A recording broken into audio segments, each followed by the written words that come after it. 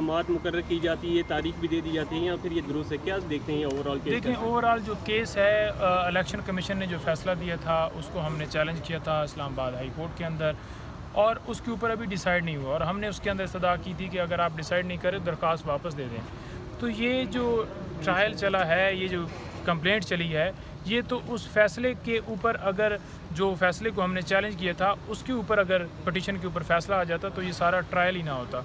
और अगर ये मेंटेनेबिलिटी के हवाले से क्वेश्चन हमारा जो कानून के मुताबिक सुन लिया जाता तो ये सज़ा कभी ना होती।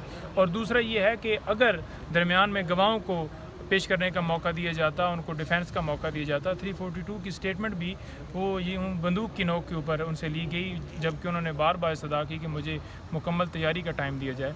गवाह अगर एक रिजेक्ट करते हैं तो दूसरे गवाहों को तो मौका देना चाहिए ना कि ये मुनासिब नहीं गवाह, आप एक नई लिस्ट दे दें जिसमें फॉर एग्ज़ाम्पल हमने दिए थे, आगे सरकारी गवाह हमने देने थे तो हमने लिस्ट बाकायदा देनी थी। तो जब एक मौका ही नहीं दिया गया उस केस के अंदर, तो उस केस की जो ऑर्डर है उसकी कोई वैल्यू नहीं है, उसके फैसले की कोई वैल्यू नहीं है। जिस वक्त ये सुना जाएगा इंशाल्लाह खान साहब की सज़ा तो सस्पेंड होगी और जो अपील है वो भी उनकी एक्सेप्ट होगी। आमिर फ़ारूक साहब के कंडक्ट को किस तरह से देखते हैं आप? तो इन पर भी अदम एतमाद का इजहार कर चुके हैं, तो जब तक ये फैसला नहीं देंगे तब तक तो आप सुप्रीम कोर्ट भी नहीं जा सकती। क्या है कानून में, क्या ऑप्शन बचते हैं आप लोगों के पास? किस तरह से जी?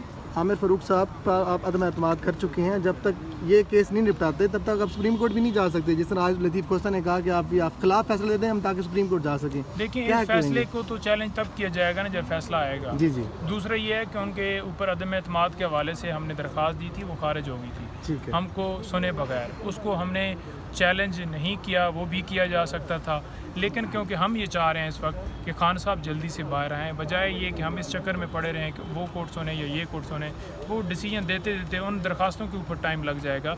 आज भी आपने देखा कि हम इस चीज़ के ऊपर पुश नहीं कर रहे थे कि बुखला मिले या ना मिले, हम ये कह रहे थे कि खान साहब की ज़मानत हो, जब ज़मानत हो जाएगी तो मुलाकात की तो फिर ज़रूरत ही नहीं रहेगी। अच्छा नईम साहब, आखिरी सवाल ये लीजिएगा, कानून के मुताबिक जस्टिस आमिर फ़ारूक के पास कितना इख्तियार है कि इस केस को कितना लंबा लेके जा सके? कानून के मुताबिक तो जो आपके सामने पहले नज़ीरे हैं, जो फैसले हैं, ये जिस दिन समाअत के लिए फ़िक्स हुआ था दूसरे तीसरे दिन नहीं इसका फ़ैसला दे दिया जाना चाहिए था।